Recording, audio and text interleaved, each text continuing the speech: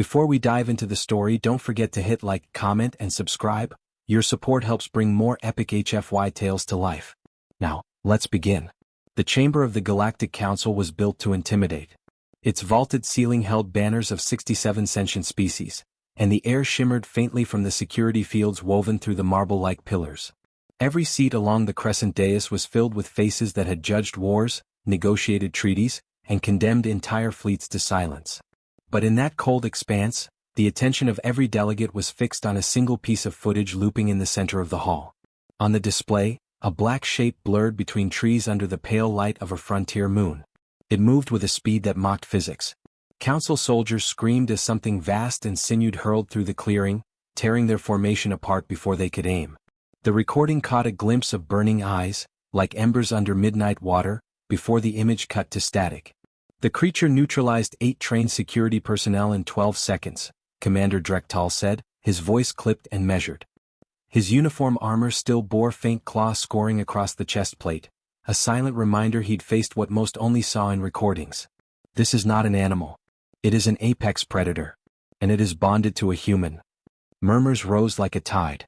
Some leaned forward in fascination, others recoiled as though the footage itself might bite. The word bonded carried weight here. Bonding was a rare, volatile phenomenon, unpredictable and powerful. The Lev Vren, council ambassador and seasoned negotiator, tilted his head slightly, the silver scales of his brow catching the light. "You're implying the human controls it," he said calmly. Drekka's mouth flattened. "No. I'm saying the human is the only thing keeping it from tearing through everything we've built." The human in question stood at the center of the chamber, flanked by armed guards who seemed less like escorts and more like containment. Elias Rourke didn't look dangerous. His scout uniform was scuffed, a pale scar split his left brow, and his posture was the controlled restlessness of someone who had been forced to stand still too long. His dark hair was tied back with careless practicality, and his jaw was locked tight against a dozen unspoken thoughts. He didn't bother to glance at the footage again. He had been there. He could still smell the sharp metallic tang of rain, hear the wet crunch of bodies hitting the forest floor, and feel the hot breath of the thing that had saved him pressing against the back of his neck.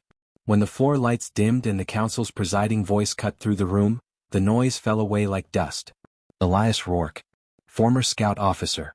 You've been brought before this council to explain why an unregistered Class Omega predator has refused to leave your proximity for over 3 standard months," the voice intoned.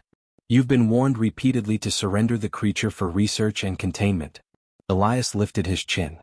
"His name is Karun." A ripple moved through the chamber. "No one named an apex predator." "It is not a companion animal, human?" someone hissed from the delegation pit. "No," Elias said evenly. "He's not a pet. He's not property. He chose to stay with me. And he saved your soldiers."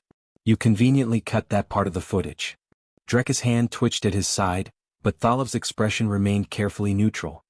"He killed 8, the commander said. "He killed raiders who were about to torch an outpost full of civilians," Elias shot back, his voice sharpening. "Your soldiers would have been too late without him. You know that. You were there." For the first time, a crack formed in the commander's composure. The Lev folded his hands. "We are not debating the creature's capabilities. The issue is what happens next. An apex predator of that class cannot be left wandering free, bonded to a human outside council supervision. It is too dangerous." "Dangerous to whom?" Elias asked. "To everyone," Drek barked. "Do you understand what happens if it decides your life isn't worth guarding anymore? If it turns on a colony? A fleet?" Elias inhaled slowly through his nose, feeling the metal cuffs around his wrists bite into his skin. He had expected this. He had begged Karun to stay hidden. But the predator had come for him anyway, tracking him across light years, slipping through security nets like smoke.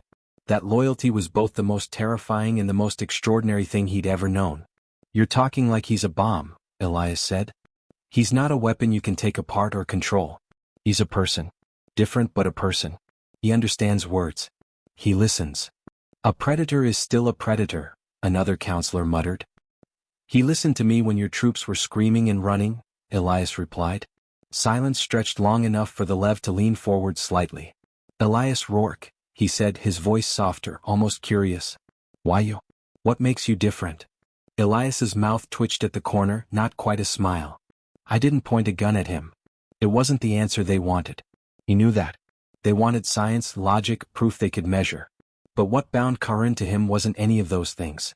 It was the night on a shattered moon, both of them bleeding out, neither expecting the other to live, and choosing to. The presiding voice cut through again, merciless in its neutrality. By unanimous recommendation, the Council declares the creature a Class Omega strategic threat. All available units are authorized to capture and contain it. The human Elias Rourke will be remanded for questioning. The decision fell like a hammer. Elias jerked forward, his cuffs clanging against the security field. You can't. Two guards stepped in. Drek raised a hand, signaling restraint but not mercy. Thalov's eyes narrowed as he watched Elias struggle against the silent machinery of Council authority. He didn't speak, but something shifted in his gaze, a faint flicker of doubt. Above them, the holographic map of the outer sectors flickered. A single point in the shadow reaches glowed faintly red. Light years away, Karin's head lifted in the darkness of a foreign jungle. Its nostrils flared. The bond, unseen, unquantified, tightened like a line drawn taut between stars. The predator turned its burning gaze toward the sky, and began to move. The jungle did not sleep. It hummed and pulsed, a living labyrinth of bioluminescent vines and whispering fronds that swayed to a wind no one felt. Beneath the canopy, the ground was soft and damp, muffling sound, swallowing footsteps. And somewhere in the darkness, Karin moved like a shadow unmoored from its source. Its body was built for silence. Powerful shoulders slid past hanging roots without disturbing a leaf. Its claws, curved like crescent moons, pressed into the soil but made no sound. The predator's pupils expanded, catching faint glimmers of distant heat signatures. 5 armed soldiers fanned out through the undergrowth, their armor slick with condensation, unaware of how close they already were to what they hunted. Above them, drones cut through the foliage with whining rotors, scanning infrared. Karin heard their mechanical hum and recognized it. He had learned the sound long ago when they had come after Elias the first time. Back then, the human had been small and weak, bleeding into the soil, trembling but refusing to run. Karin remembered the moment he had lowered his massive head beside the human's shoulder. That was when the bond had taken root, wordless, instinctive, immutable. Now Elias was gone, and the jungle no longer felt safe. One of the soldiers paused, sweeping a scanner beam across a twisted tree trunk. The light lingered on nothing. Karin watched from above, pressed against the rough bark of an enormous tree. His limbs flexed silently. In a single breath he leapt. The man didn't have time to scream. A flash of claws, the soft thud of impact, and the predator's tail coiled around his weapon before it hit the ground. Karin could have ripped the soldier in half. He didn't. Instead, he pressed the man's head gently into the soil until the breathing slowed but did not stop. Then he was gone, slipping through the green like water through fingers. A second soldier caught the movement too late. A glimmer. A whisper of disturbed leaves. Then the night folded around him and the predator was past him, stealing the tranq rifle from his hands without leaving a mark. Sector 4, I've got movement, fast, a voice crackled through a helmet mic. Negative visual, another snapped. Regroup at the beacon. Commander wants a perimeter. The mention of Commander Drek's name sent a flicker of old instinct through Karin. He knew the scent of that one. The soldier who had dared raise a weapon toward Elias before the human had spoken the command that had made Karin stop. The commander's smell was sharp, metallic. A hunter's scent. Karin crouched in the underbrush, a silent mountain of muscle and sinew. Through the canopy, he glimpsed the faint pulse of a signal tower blinking against the night. Beyond it, a ship waited, cold, white, and sterile. Elias was inside that ship. He could smell him even across the damp earth, even beneath the fuel tang of human technology. On the ship, Elias pressed his forehead against the cold glass of the holding room. The walls were smooth, clean, designed to feel humane while offering no comfort at all. The Lev Vren stood at the observation window, his arms crossed lightly, his expression carefully balanced between concern and diplomacy. "You're very quiet," the Lev said. Elias didn't turn around. "What do you want me to say? Perhaps something that convinces the Council you're not conspiring with a predator capable of tearing a cruiser in half." "He's not conspiring with me either," Elias muttered. "You know what I mean." "No," Elias said, finally facing him, his voice low and tight. "I don't think you do." The Lev studied him. He had spoken to thousands of liars in his lifetime, but Elias wasn't lying. There was no fear in his eyes, only something older, heavier. "You believe it won't hurt you." "I know it won't," Elias corrected. "Karin isn't the threat here. You are." The ambassador tilted his head, almost curious. You think the council will back down because you care about it? Elias stepped closer to the glass. I think you're underestimating what happens when you corner something that doesn't fear you. Outside, Drek adjusted his visor as the jungle's heat rose around him. His men were unsettled, though none would say it aloud. They all knew the stories. Predators like Karun didn't kill out of hunger. They killed because they chose to, and most species found that choice unbearable to imagine. He motioned to a corporal. Push the net perimeter to grid 7. We flush it out. If it runs, fine. If it fights, sedate it hard. If it comes for me. It won't, said the corporal. It will, Drek replied. They all do eventually. The jungle answered with a low rumble that vibrated through the ground, through bone and breath. It was not a roar. It was a warning. Karan watched them from the tree line. His heart beat in sync with the distant pulse he could feel through the bond. Elias's fear wasn't panic, it was anger, tight and restrained. That made Karan's hackles rise. Elias had never been afraid of him even when he should have been. The predator could not understand why these others didn't see what he saw. A flare shot into the sky, painting the leaves in blood-red light. Nets sprang up between trees, humming faintly with energy. Soldiers advanced in a half-moon, their steps careful, their weapons steady. Karan moved. Not toward them, around them. He flowed through the gaps like smoke, the forest bending to his presence rather than resisting it. The soldiers' formation faltered as one after another felt something cold graze past. Not a touch. A warning. Back in the ship, alarms began to whisper on the lower decks. Thalav's eyes flicked to the control panel, reading the alert. Proximity breach, he murmured. It's here. Elias didn't smile, but a pulse of quiet satisfaction flickered through him. Drek raised his rifle. Target locked. Keep your distance. Remember, it's faster than it looks. A shadow passed across the line. Something massive landed just beyond the energy net, shaking the earth like a falling tree. Steam rose where the net sparked against scales. For a heartbeat, no one moved. Karan lifted its head slowly, its eyes glowing a molten gold that cut through the darkness like blade edges. Elias could almost feel the heat of that gaze from inside his cell. Drek steadied his grip, forcing himself not to step back. And Karun, with deliberate, terrifying grace, reached forward and dragged a claw through the soil, drawing a single line between them. It didn't lunge. It didn't roar. It waited. The lev exhaled through his teeth. It came for you. Elias turned back to the ambassador, his voice low, steady. No. It came because it knows what's about to happen. Outside, the line in the soil smoked faintly from the heat of its claws. The soldiers exchanged nervous glances, realizing too late that they weren't hunting something wild. Something wild was hunting them. And it wasn't afraid. The forest fell still as if holding its breath. Nets crackled softly under the red flare's dying glow, casting spiderwebs of light across the clearing. Karan stood at the edge of that glowing cage, a dark, coiled shape of muscle and shadow, waiting.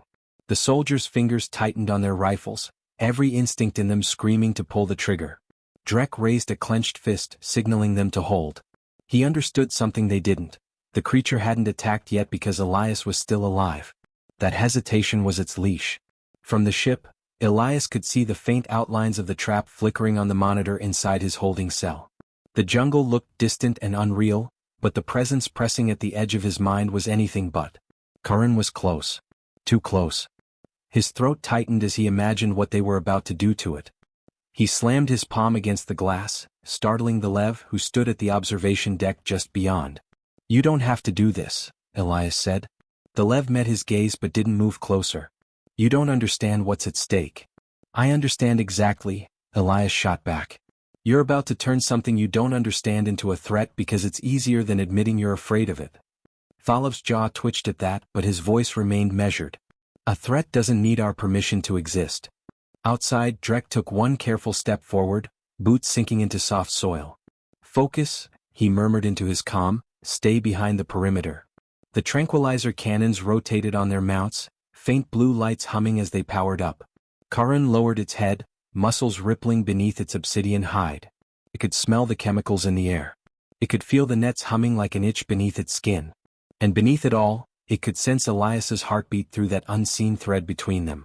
When Drek's hand dropped, the forest exploded. Bolts of blue light arced out, nets surged with energy and tranquilizer darts hissed through the undergrowth. Karan moved like a storm breaking free from clouds, silent, fluid, unstoppable. Its claws tore through a section of the net, sending sparks across the clearing. 3 soldiers went down in seconds, their weapons ripped away before they hit the ground. The predator did not kill them. It didn't need to. It only needed to make a point. Drek snarled a curse and signaled the drone swarm. Above, the small metal machines shrieked downward, releasing shock bursts and synchronized pulses. Karan twisted through the barrage, faster than human eyes could follow. It slammed into a drone midair, tearing it in half with a snap of its jaws. The falling halves lit the clearing in a brief, electric bloom. The Lev turned sharply toward the tactical display as alarms began to wail through the ship. Containment perimeter is failing, an officer barked through the comms. Elias's pulse pounded in his ears. You don't understand, he said again louder. You're pushing him toward something you won't survive. You bonded with it, the Lev replied. Then you must know how to stop it. Elias's laugh was bitter and short. That's not how bonds work. Drek barked orders through the comms, coordinating the remaining units. The perimeter shifted, creating a narrowing funnel that forced Karun toward the ship landing zone. Trap. One way out. Karun caught the shift in air pressure as energy fields reoriented. It could smell the bait at the heart of it. Elias. And it stepped into the funnel. Thalav's eyes widened as the motion sensors flared. It's coming straight at us. Elias closed his eyes. He could feel it now, every stride, every breath. The bond wasn't words, it wasn't logic. It was a pulse, steady and absolute. Karun was coming for him not because it was wild, but because it had chosen. The landing zone lights snapped on, flooding the clearing in harsh white. Soldiers formed a tight ring around the access ramp, weapons raised. At the center stood a reinforced energy cage, thrumming faintly, built to hold something far stronger than a man. Drek stepped forward, rifle steady. Bring it down. Karun emerged from the treeline like something torn from an older, darker world. Mud clung to its scales, blood, not its own, streaked its forelimbs. It locked eyes with Drek, then shifted its gaze upward, past the soldiers toward the ship. Toward Elias. The soldiers flinched as it moved closer, its breath fogging the air. Tranquilizer darts struck its flank in rapid succession, sinking deep. Karun roared then, not the warning from before but a sound that vibrated in bone and nerve, a sound that belonged to no cage. It lunged forward, crashing into the ring of soldiers. They scattered. Nets snapped tight around its limbs, humming with electric current. For a heartbeat, it fought with such violence the ground itself seemed to quake. Then it saw Elias through the viewing pane and its struggle changed. It stopped thrashing. It leaned toward the light. It let the energy field close. Drek's men swarmed in, locking down the cage with mechanical precision. Sedatives pumped through the containment lattice in waves, thickening the air with a chemical haze.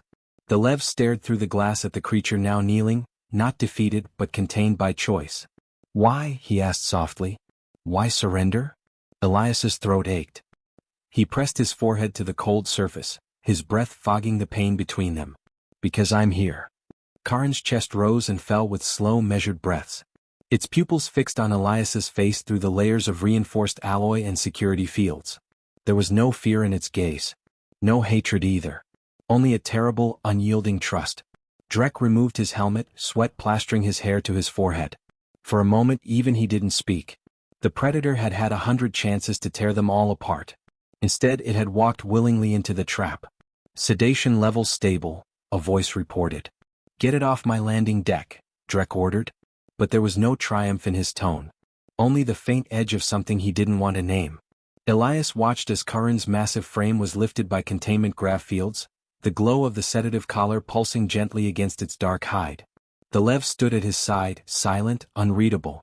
They'll lock him in a lab, Elias said. They'll cut him open until he stops breathing. And they'll tell themselves they were right to be afraid. The Lev didn't respond. Elias turned to him, his voice steady now, stripped of any pretense. You're making a mistake. Karun doesn't belong in a cage. And if it dies there you won't just lose a specimen. You'll wake something worse. Far below the ship, in the quiet spaces of the jungle, the air trembled. A single, low frequency, too deep for human ears, rippled through the ground. Karun's kind had heard. And they were listening. The containment chamber was designed for gods and monsters. Transparent alloy walls rose 3 stories high, wrapped in glowing conduits that pulsed with tranquilizing gas. Beyond them, Karun crouched motionless, its head bowed, the soft thrum of its heartbeat syncing faintly with the low hum of the ship's engines. The sedatives made its limbs heavy, but its gaze, when it lifted toward the observation deck, was steady.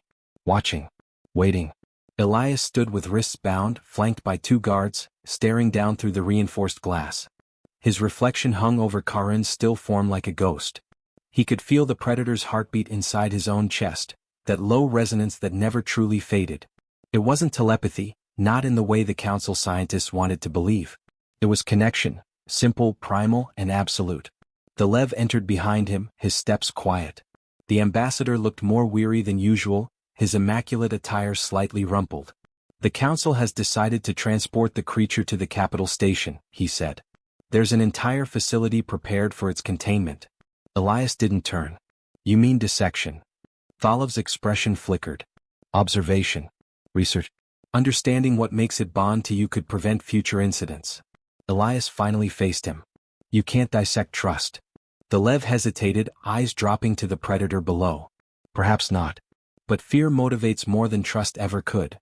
Then you're about to learn the hard way, which lasts longer." An alarm chirped somewhere in the chamber, subtle but insistent. One of the technicians leaned over a console. "Containment readings are fluctuating," he reported. "Power draw spiking by 0.3%. "That's within margin," the Lev said, though his tone carried doubt. Elias tilted his head. He could feel it, an agitation building at the edge of his mind. Karin's heart was speeding up. Its breathing grew uneven, shallow at first, then sharper, more rhythmic, as if it were trying to fight the drugs pulling it under. A second alarm joined the first. Drek stormed in through the side entrance, armor clanking. He had barely slept, and his temper showed it. "What's the status?" "Containment stable," a tech answered. "Just power fluctuations." Elias stepped toward the glass. "No. It's not the system. It's him."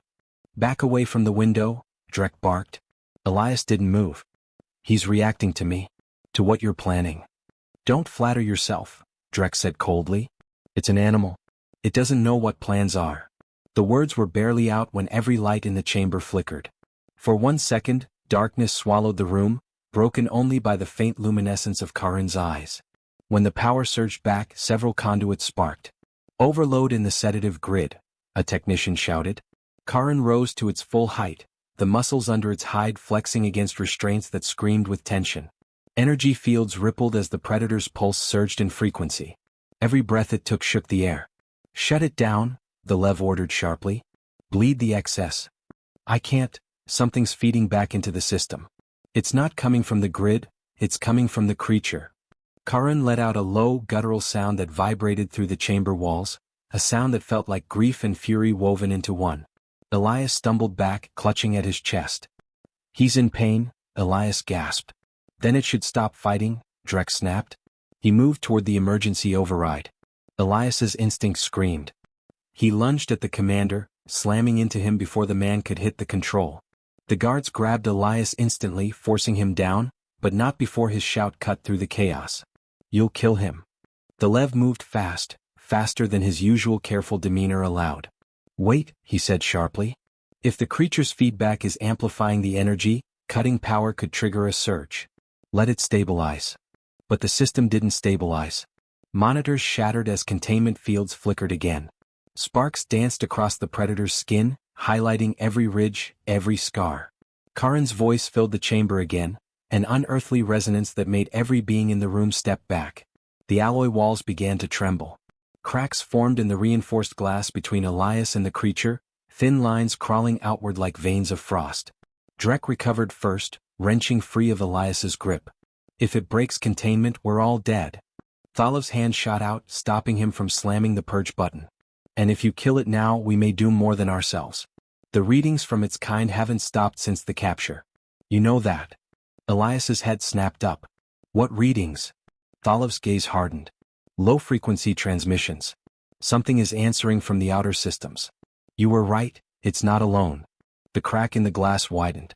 Karin pressed its clawed hand against it, not in rage but recognition. Elias stepped closer despite the guard's protests, until his palm rested against the opposite side. "Listen to me," Elias whispered. "Stop fighting. I'm here. I'll get you out." For a moment the world held its breath. Karin's movements slowed. The trembling eased. But the power core beneath the chamber continued to whine, overloaded by the creature's bioelectric resonance. The ship wasn't designed for this kind of energy. Elias turned sharply to the Lev. If that reactor goes, it'll take the whole deck. You need to release the containment now. Thalov's jaw clenched. If I release it, the council will have me executed. Then die doing something worth remembering. The ambassador stared at him, something old and tired breaking in his expression. He gave a single, almost imperceptible nod. The code entered. The containment hum shifted pitch. Energy fields thinned, flickered, and finally fell. Karun staggered forward, collapsing to one knee before shaking its head violently, clearing the sedatives from its system. The guards shouted, rifles raised. Drek cursed and reached for his weapon, but Elias moved faster. He stepped directly into the line of fire. Stand down. Elias shouted. It's not here to kill you. Karun loomed behind him, towering but still. Its claws flexed, its breathing steady. For the first time Drek saw it hesitate. He lowered his rifle slightly, unsure why. Alarms blared again, this time deeper, heavier, the kind that spoke of something far worse than a containment breach. The transmissions, the Lev whispered. They're closer now. Elias glanced at Karun, and the predator turned its gaze toward the stars beyond the viewport. Somewhere in the black, an answer was coming. Move, Elias said, grabbing a discarded access key from the floor. We're getting off this ship. The Lev hesitated only a moment before following. Drek swore and went after them, more out of instinct than agreement. Behind them, Karun rose to its full height and tore the final restraints apart with a sound like metal breaking under the weight of a world. The ship's lights dimmed, systems shorting one by one as the creature's energy field expanded. Outside, through the viewport, distant lights flared in the void. Other shapes, vast and predatory, gliding silently through the dark toward the planet below. Elias didn't look back. He only whispered to the creature beside him, "Stay close." Karun's answering growl was low and certain, a sound that filled the corridor like thunder just before the storm breaks. The emergency lights bathed the corridor in a blood-red glow, casting long shadows that seemed to follow them like specters. Every klaxon wail vibrated through the ship's hull as if the vessel itself could sense the inevitable storm approaching.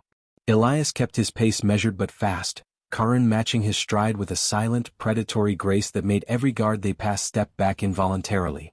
The Lev trailed slightly behind, face tight with the weight of a decision that could end more than a career. Behind them, Drek's boots pounded against the metal floor, each step loaded with resentment. He kept his weapon ready, though the barrel drifted less toward Karun now and more toward the shadows in front of them. For the first time since the creature's capture, the commander wasn't entirely sure who the real enemy was. Security doors ahead, the Lev called out. They lead to the drop bay. If we can reach it before the next lockdown cycle, we might just make it out. Elias shot him a sharp look. Might? The Lev didn't flinch.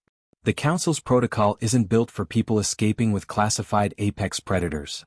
Karun gave a low rumble that made the floor vibrate faintly. Elias reached out instinctively, brushing the creature's arm, not to restrain but to ground it. It leaned into the touch just slightly. The blast door at the end of the corridor slammed down without warning. Heavy. Seal. Drek cursed under his breath. Of course.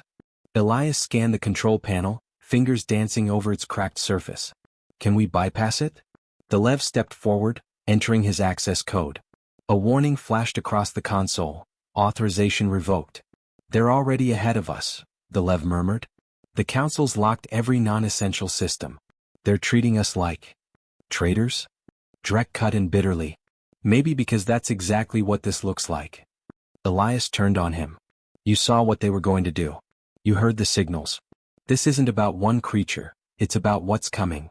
Drek's jaw tightened, but before he could speak, a shudder ran through the ship. A deep, rolling vibration like the echo of something impossibly large moving in the void outside. The red lights flickered. Karun froze, head tilting toward the ceiling. Its eyes narrowed. Elias followed its gaze, though he could see nothing beyond the steel bulkheads. They're here, aren't they? The creature's breathing deepened, its muscles coiling in anticipation. Thalov's voice was barely a whisper. The outer perimeters breached. As if answering him, the distant thunder of impact reverberated through the vessel. The ship trembled again, then again harder. A hull breach alert screamed through the speakers, followed by static. Elias snapped to the control panel again. Help me override this. The Lev didn't argue this time. They worked in silence, Karun keeping its gaze fixed on the far end of the hallway as faint echoes, metallic and wet, began crawling closer. Drek finally raised his rifle properly. "We've got company." The panel sparked. Lockdown protocols flickered uncertainly. Then, with a hydraulic hiss, the massive door began to rise. Karin's nostrils flared at the scent rushing in from the bay beyond. "Move," Elias ordered. They ran through, but as the last of them crossed the threshold, something slammed into the door with the force of a meteor. It juddered halfway open, then stalled. A low, guttural chorus followed, the sound of more than one creature. "Seal it," Drek barked. Elias hesitated. Karin was still staring back through the narrowing gap, its pupils dilated, claws flexing. Not in fear, in recognition. Another slam, harder. Something massive pressed against the seam, bending the alloy inward like cheap tin. "Elias!" the Lev shouted. He slammed the control. The door sealed fully just as a sharp talon punched through the metal for a split second before retracting. Karin stood still, shoulders heaving. Its entire posture had shifted, no longer the quiet, contained creature in a cell. This was something older, deadlier, and deeply aware of the stakes. Elias met its gaze and saw no malice there, only resolve. The drop bay was cavernous, littered with transport pods and half-powered shuttles. But the primary launch cradle, a narrow two-seater vessel, still pulsed faintly with power. "That'll get us out," the Lev said, moving toward the console.